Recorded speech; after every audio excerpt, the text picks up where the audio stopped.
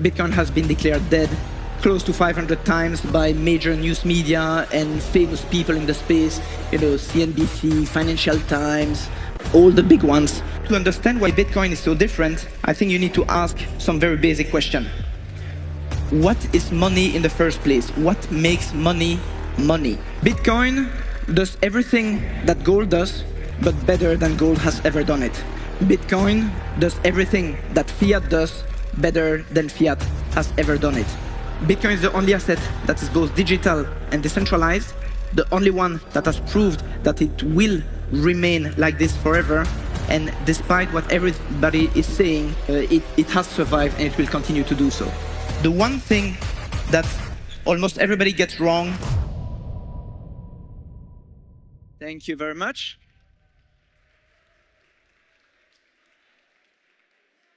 Good afternoon, Prague. So I'm Thomas, and in the next 20 minutes or so, I would like to take a step back. This conference is awesome. There are plenty of advanced talks on the latest things that are happening in mining, in tech, what are the latest on digital credit instruments. But we Bitcoiners, even in 2026, we tend to forget that for 90% of the market or more, it is still very unclear why Bitcoin is a superior asset. Why is it that we at Relay and many others are focusing on Bitcoin only? So I would like to take a step back and focus on the fundamentals. All right. Nobody gave me a clicker. So let me get that. One second. Hello? Excuse me.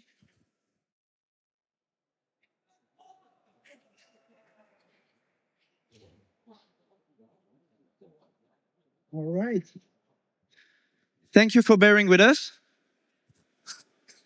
I'm back. All right. So before I get into these fundamentals, I would like to introduce you to two customers that we at Relay see every week. So of course, those are not real names, but this is the kind of customers that we do meet regularly. So first, let's meet Marcus. So got into crypto in 2021. He wanted to be diversified, so he bought several stuff, including the latest, super coin, the promising next stuff. And of course, a few months later, the founder of that thing pulled out his money, and within 72 hours, the coin dropped to zero and left Marcus with a loss of tens of thousands of euros. That happens, and unfortunately happened to way too many people who are in the space nowadays. Now, another client that we meet regularly is a guy like Daniel. He did things correctly. So he bought Bitcoin, real Bitcoin, even a full coin. So he did that on an exchange called BlockFi in 2022. A few months later, that exchange filed for bankruptcy. So his assets are frozen, taken. He cannot liquidate them. He cannot get them out. He needs to wait for 3 years before anything happens. And 3 years later, he gets not his full Bitcoin back. He gets only peanut, like 9,000 euros out of the full Bitcoin that he had bought. That was worth more than 100K at the time. This happens to more people than you know. Because when people lose a lot of money, they are not bragging about it typically. But we see way too many people going through that. So we at Relay are trying to avoid having these kind of cases coming up. We'll come back on these two people in a moment. Now, the one thing that almost everybody gets wrong, journalists, regulators, and other people in the space, is that there is no crypto industry. The categorization is an error in itself. Talking about crypto, putting Solana and Bitcoin in the same bucket is like saying that gold and Beanie Babies are both collectibles. This is a categorization that is not useful for any purposes. There is really Bitcoin on the one hand, and then there's crypto on the other, so all the altcoins. In a nutshell, Bitcoin is a monetary commodity. So it has no issuer, it has no marketing budget, there's no CEO, there's no one to change the supply, there's no one to change the rules of how the network works or to change how many Bitcoin there will ever be. In contrast, every altcoin has a founder, a VC backing it, a cap table, a marketing budget, somebody behind it that can change how it works, how the protocol works, and how many there will be. What most people have not realized is that all these altcoins are not solving the problems that Fiat has caused in the first place. The problems that Fiat has brought us is precisely due to this central issuance, to this central single point of failure that we are seeing. The problem that Bitcoin is solving is not being solved by any alternatives. So when people talk about crypto and say that it's an alternative to the traditional system, well, it is actually the same Fiat mistakes just disguised under, under a different technology. It's not because you're using a blockchain that you are suddenly solving all the problems of the legacy system. In the US, they have a very useful distinction between two things. On the one hand, you have securities, so basically a private asset that is issued by a corporation, like a stock of Microsoft or like a credit instrument from Tesla. This is a security. There's somebody behind it that can define how it works. And on the other hand, you have a commodity. A commodity is an asset without an issuer. Gold is a commodity. Oil is a commodity. This distinction is not just legal or regulatory. This distinction is also ethical. Because an asset without an issuer has fundamentally a different risk profile than an asset that has an issuer, that has somebody behind it. As an example, when Ethereum moved from proof of work to proof of stake, you had all of a sudden thousands of miners that were out of a job. They used to be able to mine Ethereum, and then all of a sudden, they're under a system where their mining rigs and everything they had invested was not worth anything. They're under a system, under proof of stake, where those who have the most coins, the most to put at stake, can get the biggest reward. The more coins you have, the more you can get out of it through staking rewards, and the more power you have over the protocol. So the richer you are, the richer you get. That's the new system. Of course, it was benefiting the founders and the early comers. This has clearly become a security. With an asset that remains independent and that nobody can influence, you cannot have these kind of flaws. Now, in order to understand why Bitcoin is so different, I think you need to ask some very basic question. What is money in the first place? What makes money money?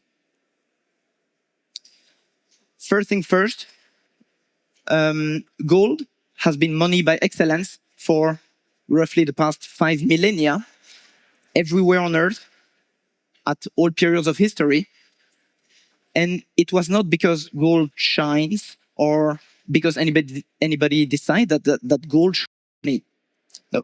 Gold became money by excellence because it had a set of characteristics that made it good money. It had a set of characteristics that made it the practical asset that people would use as a medium of exchange and as a store of value. Let me walk you through them very quickly. The most important characteristics is probably scarcity. And in this context, it's often misunderstood.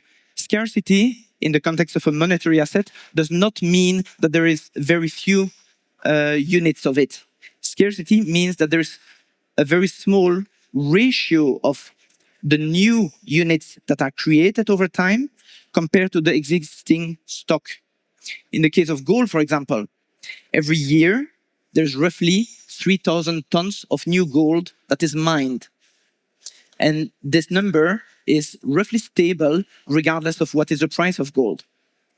In comparison, the quantity of gold that has been mined over the years is very big because gold has characteristics, so chemical characteristics that makes it virtually indestructible. Gold does not rot, it does not, there's no corrosion with gold. So any gold that you have mined, you can keep it for a very long period of time. So there is currently about 200,000 tons of gold in existence. The ratio of the two, so 3,000 over 200,000, it's about 1.5%. So every year there's about 1.5% new gold that is emitted. This makes gold a scarce asset because if you have a large amount of it, it's very difficult for anybody to create new units of it and therefore to devalue, to reduce the share of the pie that you own. So this is the most important characteristics. Now, there are a few others. Of course, gold is durable, it can last forever. So is Bitcoin.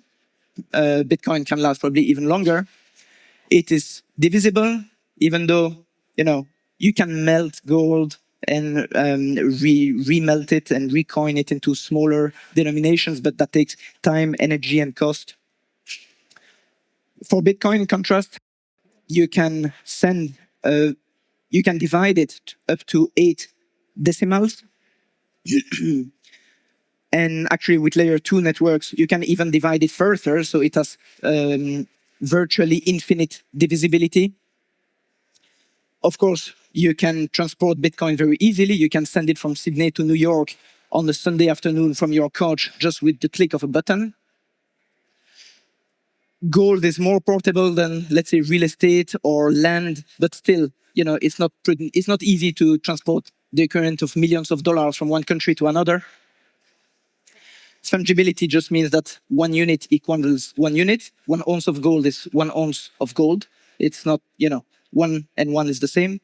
Same with Bitcoin.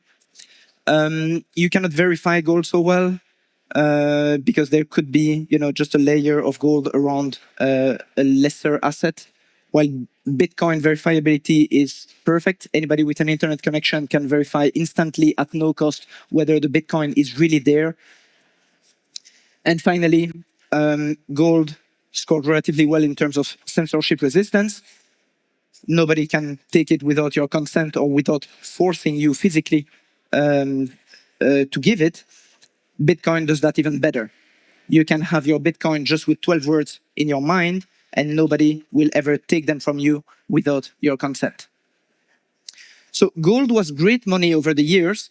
However, when the digital age started, it lost somewhat to fiat because gold had 2 limitations.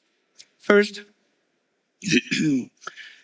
it was not easy to send over the internet.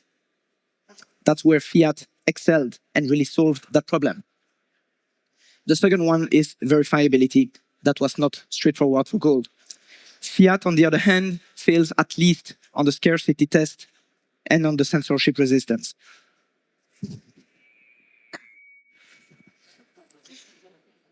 Bitcoin does everything that gold does, but better than gold has ever done it. Bitcoin does everything that fiat does better than fiat has ever done it. The characteristics that make money money have shown that Bitcoin excels at them better than any other asset has ever done so. Now, these characteristics tell you only a part of the equation. These characteristics tell you what is the current state of the game.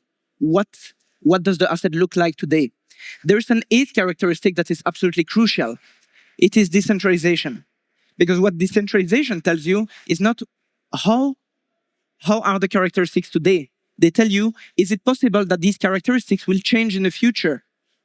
If an asset is not properly decentralized, it can have the best characteristics in the world. If somebody is able to change them, it has no value. Bitcoin has characteristics such that not only is it excellent money, but also it is by far the most decentralized asset and the only asset in the digital ecosystem that has decentralization that increases over time, making it certain that the characteristics of Bitcoin will stay over time. Now, to give a concrete proof of this, I would like to go back in time about a decade for probably the most important event that happened in the history of Bitcoin. It was called the block size war.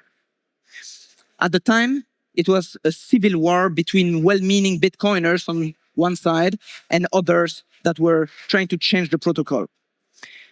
On the surface, it looked like it was just a technical adjustment. What is the size of the block on the Bitcoin blockchain? But underlying it, it was much more profound than that. It ultimately defined who controls Bitcoin. So you had the side of the big blockers, so all the big corporates, the biggest miners on the Bitcoin space, all those who had an entrenched interest in getting more fees from the transactions that were trying to increase the block size.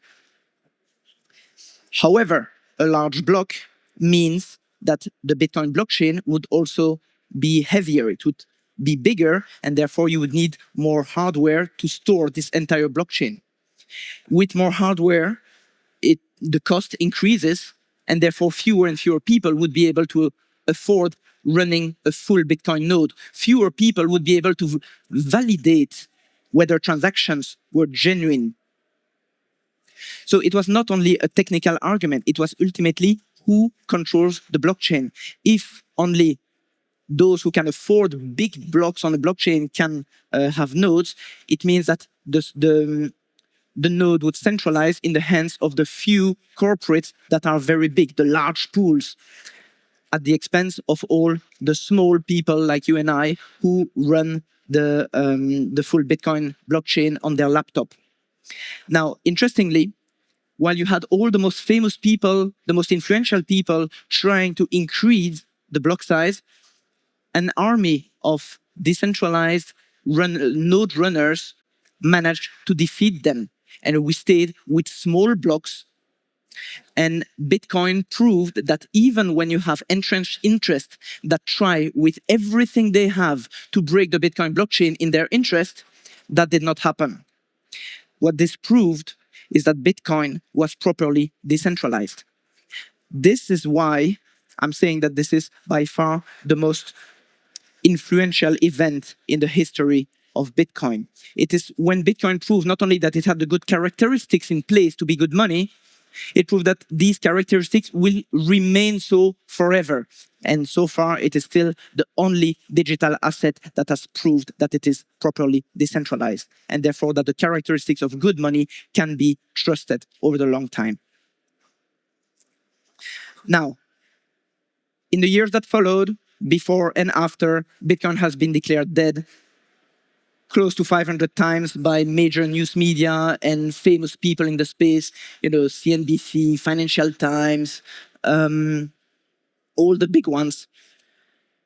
And every single time, of course, they were wrong about it. And my favorite statistics about it is that if you had invested 100 euros every time that Bitcoin was declared dead, I mean, you would have invested 47,200 euros, but over time you would have accumulated more than 1,000 Bitcoin. That means more than 60 million euros at current pricing. So Bitcoin is the only asset that is both digital and decentralized, the only one that has proved that it will remain like this forever. And despite what everybody is saying, it will, it has survived and it will continue to do so. At Relai, the biggest Bitcoin-only broker in Europe, we are trying to do the things right. Bitcoin only, so that people like the first customer you saw at the beginning do not lose to altcoins that are not decentralized. Self-custody only, so that no matter what happens, even to us, even if we go bankrupt, even if we are seized by authorities, no matter what happens to us, you have your Bitcoin. When you send us euros, we send you Bitcoin, only you have them, and there's nothing that we or anybody else can do about it. Bitcoin only, but by choice and by principle. So there will still be people who will need to be educated about the characteristics of Bitcoin. But in the meantime, let's try to meet them where they are, stay humble, stack sats, and stay Bitcoin only. Thank you.